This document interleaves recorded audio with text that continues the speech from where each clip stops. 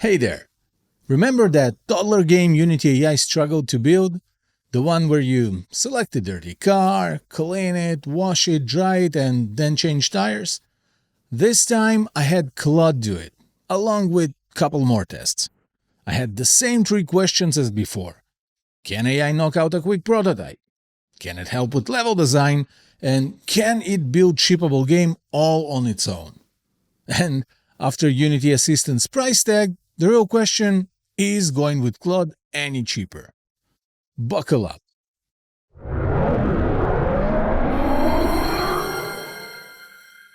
This time, I used an approach I've known since long before Unity's Assistant was released. Claude Code and an open source MCP server. I won't go into MCP server comparisons in this video, but if it's something you fancy, let me know in the comments. What matters is this. I could have used any MCP server or CLI solution out there. The tools vary, but as long as the bridge is stable, the results are roughly the same. Because the brain behind it is Claude, and Claude Code provides a comprehensive engineering prompt. This time, I decided to start with the Flappy Bird test, using exactly the same simple prompt as with Unity Assistant.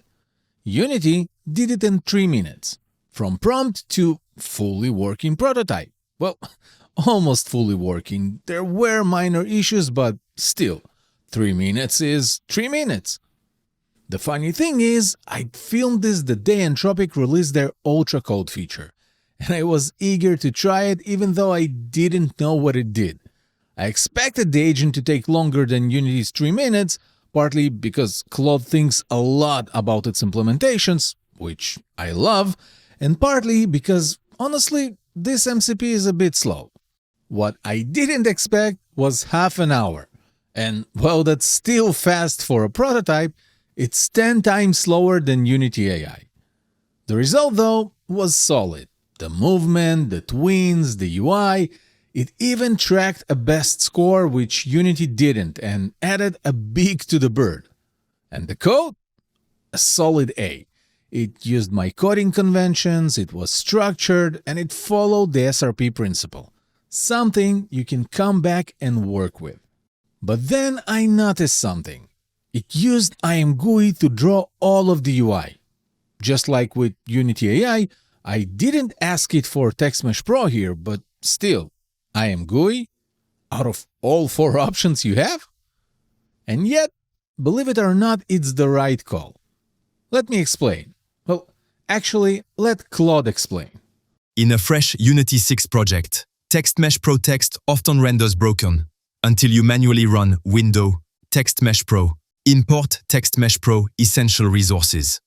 Triggering that import headlessly over MCP is awkward and error-prone. The brief was gameplay, not visuals. IamGUI is the fastest path. Remember how I had to babysit Unity AI through every dialogue? The TextMesh Pro one especially, which blocked the AI until I dismissed it. Claude proactively avoided that. We'll have to test it on something bigger. But back to the elephant in the room. 30 minutes? Really? Well, it all boils down to me using the ultracode setting. It doesn't just think extra hard on everything, it also spawns an adversarial review of its own plan and code and then acts on the findings. For a prototype, that's useless. So I wanted to see Claude without it. I cleared the branch and started over at medium effort. After 4.5 minutes, it had working code and started testing itself. Running the game, observing the spawned elements, simulating key presses. Another 3 minutes on tests, and it handed me the working solution. I was devastated it didn't add a beak this time, but oh well. The code was slightly worse. Multiple nested classes in one file, long ugly switch case in update, mostly formatting issues. I wouldn't ship it to production, but hey, if the question is can we build a prototype with an LLM and Unity, we're 2 for 2 and it's a definite yes from me. The next question, can LLM systems help with level design? If you remember, in the previous video, I gave Unity Assistant a simple prompt to build a dungeon out of asset store assets. And I was impressed, until I looked closer. Let's see what Claude Code does with the same prompt. 15 minutes in, a dungeon appears, and Claude proceeds to self-validation. For the next 3 minutes, it makes sure everything as planned. Just look at that! Want to compare it to Unity Assistant? It's not perfect. Far from it. The shelves collide with rocks, the banners hang too high, and the shield meant for the wall sits below the floor. But it almost nailed the corners, added a door, and the overall composition looks more coherent.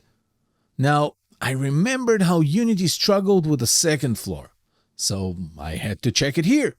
And while Claude messed up the stairs rotation just like Unity did, guys, look at that! It actually looks like a second floor balcony with its own props. A quick prompt to fix the rotation, and we have a somewhat passable environment. I wouldn't ship it as is, too much is wrong that a human eye catches instantly, but to say I'm impressed would be an understatement. But I had to do one last level design test. Just as with Unity, I gave Claude an image of a diorama from the Asset Store page and asked it to recreate it. This was the first time I had to step in. I disabled every screen capture method for the MCP except for the game view and a prefab capture. But the MCP server couldn't capture the game view while it was closed, so I had to bring it to the front, which meant that until now Claude had been working almost completely blind, able to capture separate game objects, but not the whole composition. It's kind of fascinating to watch the iterations live, and when it finished, it claimed it couldn't replicate the image one-to-one because the pack lacks the assets needed, which is false, but let's look at the result. There's something between AI and stairs rotation. Someone needs to investigate and write a paper on it. Maybe it's a Nobel Prize level research, I don't know. The result is far from the reference, but a lot closer than Unity got, with the same prompts and the same assets. So, can AI assist with level design? Again, my answer has to be kind of. It can throw together some scenes and it could probably do better with a lot more manual guidance, but I'm sure this isn't the correct workflow. But I actually know one correct workflow: subscribing to the channel and leaving a like on this video. And if you want a tutorial on better level design with AI, let me know in the comments. This leaves us with the last test. Can AI build a shippable game? And let's define shippable for a second. The internet is full of tech demos, one-prompt games, multi-prompt single mechanics. When I say shippable, I mean something that isn't a black box. Something easy to work with manually, easy to review, with proper architecture and constraints, something I can extend both by hand and with AI. Just like in the Unity Assistant video, I gave Claude the same files: custom instructions outlining general project directives, a coding convention file, and the full game design document.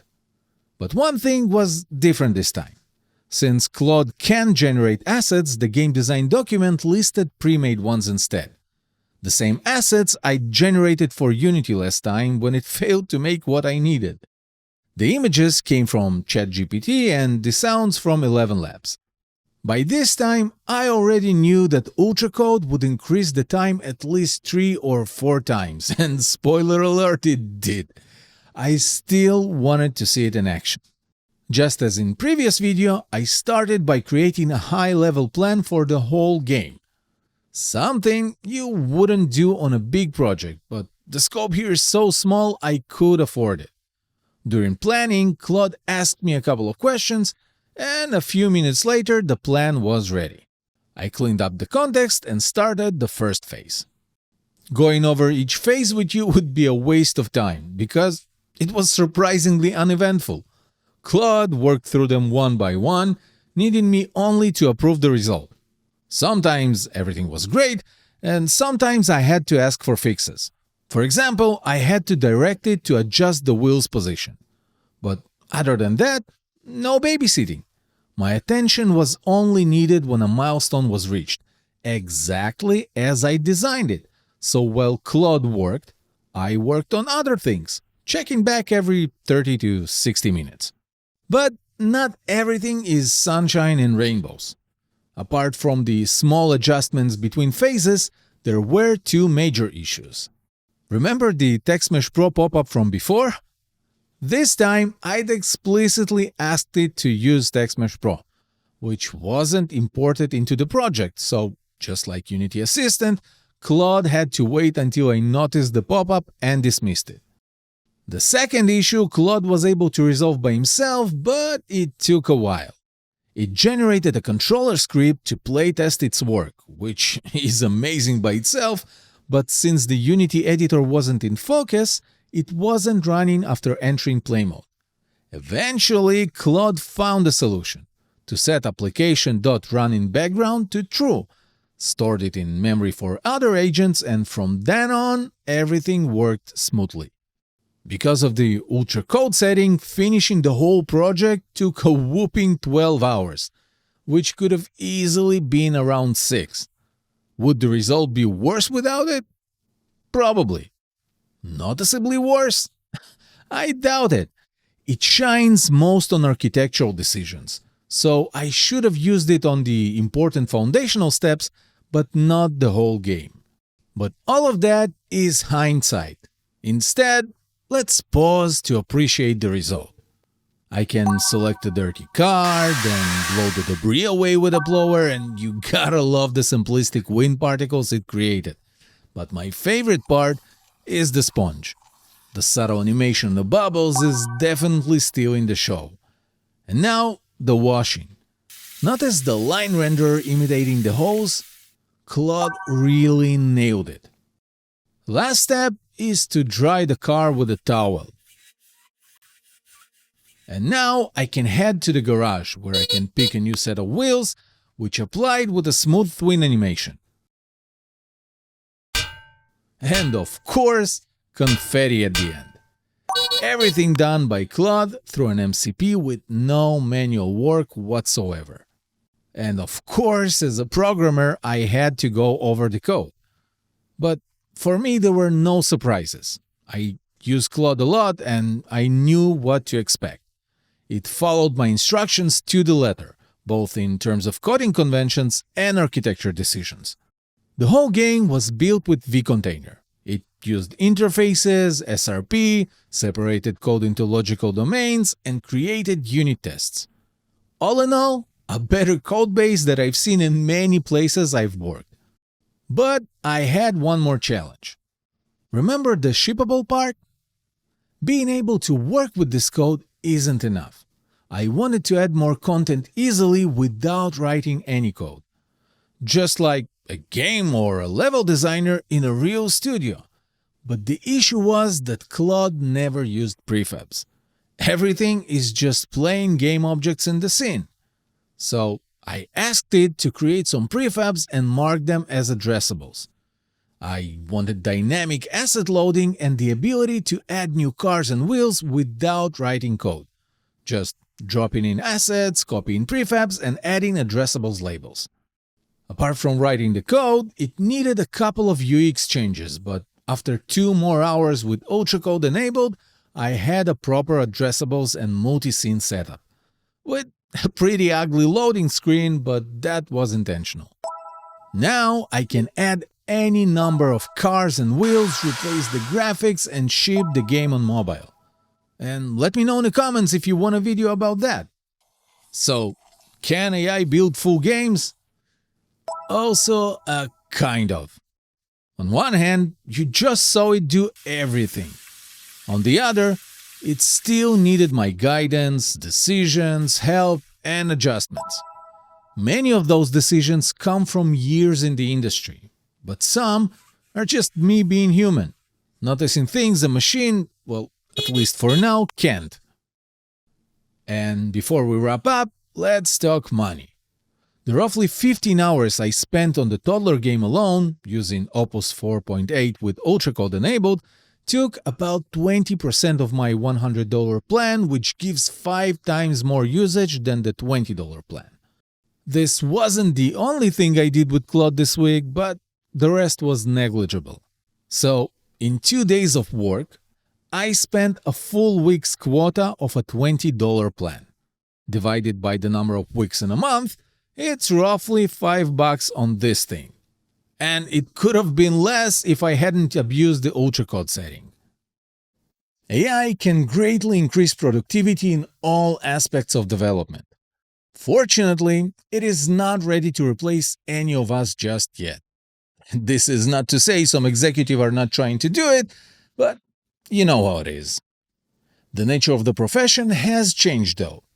These days, most of my work is architecture rather than writing code, and I would be lying if I said that I do not like it. Feel free to disagree in the comments. Keep on creating, and I'll see you in the next one.